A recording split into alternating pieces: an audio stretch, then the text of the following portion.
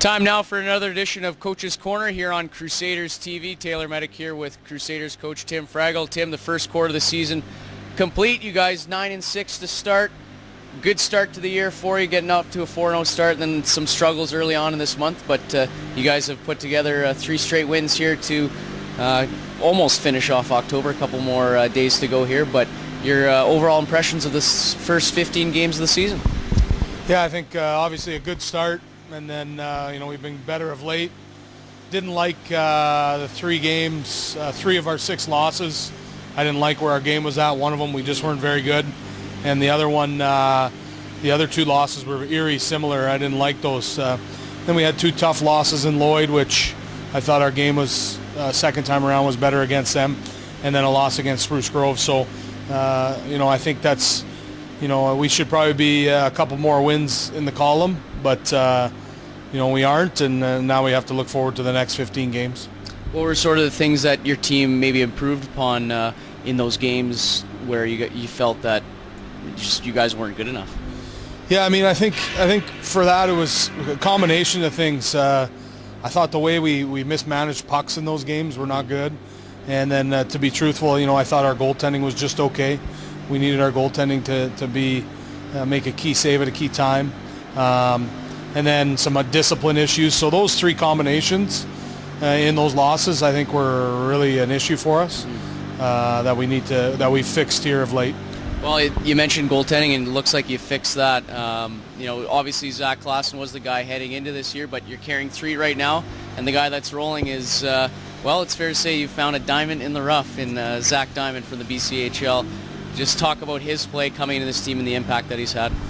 Yeah, he's been good in every game he's been in. His first game was a loss, but we did not play well in front of him in Whitecourt. That game could have been really out of hand if it wasn't for the way he played.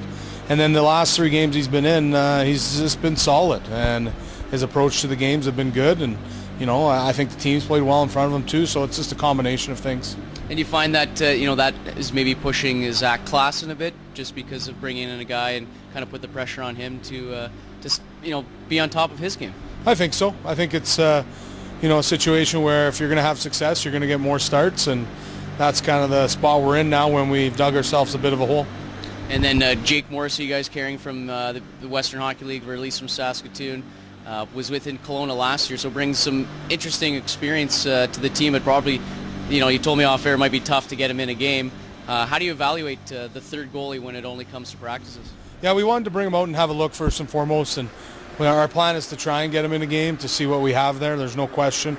He's got, good resume and good potential. So just kind of the situation we have right now in front of us, it's just a matter of what game we're going to get him in. Mm-hmm. Well, that kind of brings me to my next question. It just seems that this year you guys aren't satisfied with being just good enough, and that is a microcosm of that statement with the goaltending. You guys brought in some players as well to really push the guys. Do you really feel that this is a group that can contend? I think so. The mentality is we want to get better as a team and as an organization. And for a number of years, maybe it was more conservative approach. This year we wanted to be a bit more aggressive. And if guys aren't doing their jobs, then we have to improve the hockey team. And that's no slight on any particular individual. It's the business we're in. Well, you look at some guys that are rolling for you. You mentioned guys who are playing good right now in front of goaltender Diamond. Let's talk about Tyler Maltby at the start of the year. He's had 12 goals on the season so far. Do you expect this kind of output from him heading into camp? I do. He gets chances every game. I'm not surprised he's going to be close to a goal a game. Can he keep that pace up? We'll see. Teams start to target him and limit those chances, but he's just a hard guy to handle that when he gets possession of the puck can make plays. He can be, I know his stats won't show, but he can be a playmaker, but he also has a good finish, clearly. And I'm not surprised at it by all. And Ryan Kruper leading the way in terms of scoring as well, in terms of 20-year-olds as well. You guys bring in Darcy Zaharchuk. He's toned his weight, it seems. Really seems all the 20-year-olds are really carrying their weight on this team right now. That's the expectation, right? You want to have the right 20-year-olds, and they have to perform and lead appropriately, and they've done that so far. And for us to have success, we need them to continue to do that. Who are some guys that maybe don't stick out statistically when you look at the stat sheet that have impressed you in the first 15 games? Well, I think, guys on defense that maybe, haven't really blown the doors off offensively. I think, a guy like Bowden and McLeod, those two guys in particular, have give you solid minutes every night. I know Ben Soa has some offensive production he did last year, but I mean, some of the things he's doing better this year, we take the offense out of it. He's been more disciplined and those types of things. So those are positives on the back end. Like, we've been happy with our D-core for the most part. And then up front, I mean, I think you look at just our depth. I think we feel like we got 4 lines, and we've had guys contributing every night. I mean, the Bossy, McAndrews, and Kemp's line has been on a bit of a roll here of late as well, and not only producing offense, but being difficult to play against.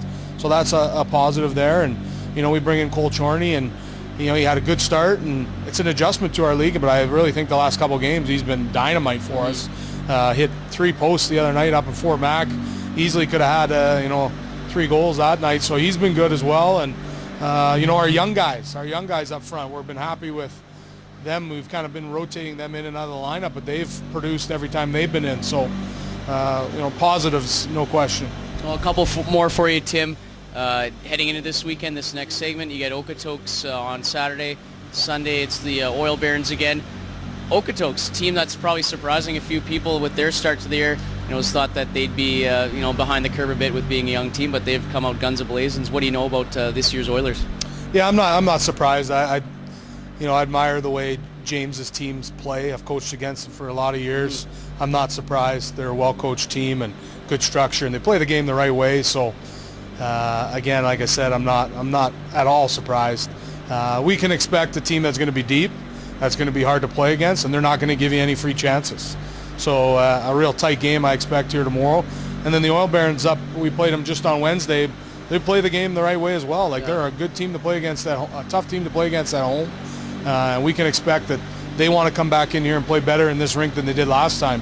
And I think they're a better team now than they were the last time we played them here in Sherwood Park. So tough test for us this weekend. Well, in Sunday games, you guys have been really good. Can you put a finger on the offensive touch that you guys have been able to put out on Sundays, or is it just one of those things? Just one of those things. I think a couple times, we caught teams in a tough road trip, so that could be part of it. But I think one of the bigger things is been our starts. We've really come out and went after teams right away, and you get a lead like that, it's an uphill battle. Yeah, exactly. Well, going ahead to after these 2 games and into this kind of next segment, tough go. We get 5 on the road after these 2 home games, and in some tough places. Go back to Lloydminster again. Do you think this group is battle tested enough to get through kind of those midweek games again, and then obviously up to Lloyd and Bonnyville throw in there as well? Well, I mean, this will really tell us if we are, because I felt like we hadn't played well on the road up until this week. So with the 2 wins on the road this week, that kind of showed us that we had another level and can play on the road. So that's a positive. Now we just got to draw on those experiences to be better on the road than we maybe were earlier in the year. All right, Tim. Well, thanks a lot for joining me, and we'll talk to you again halfway point at the next 15 games. It'll be 30 games through and halfway through 2015-16. Thank you.